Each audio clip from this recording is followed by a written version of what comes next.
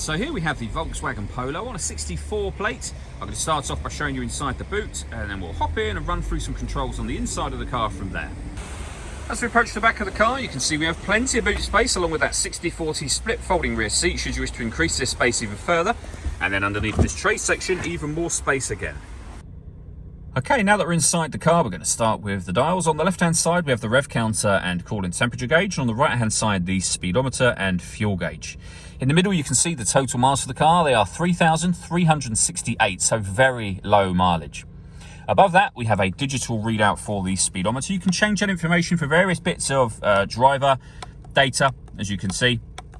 But you can also scroll through to an audio menu, telephone menu, vehicle status, and then back to the beginning again.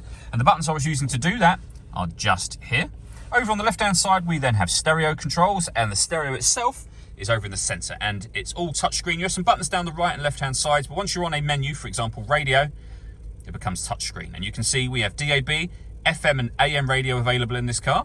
If you listen to your own music, you press the media button, and then down here, to listen to any of those different forms of music, and they include Bluetooth audio, so you can listen to your music wirelessly once you pair your phone, which is done by hitting that button, and then you'd hit find telephone and follow the instructions on screen from there. Above that, we've got a few buttons. That one will turn off the stop and start, so this car is designed to cut out when it's stationary in traffic to save you fuel.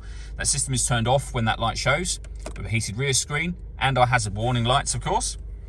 Working our way down from that, we have the air conditioning, so you can determine the temperature, the fan speed, and the direction of the air. Air conditioning is on when that light shows. The same button again will turn that off, of course. You can recirculate the air that's in the car.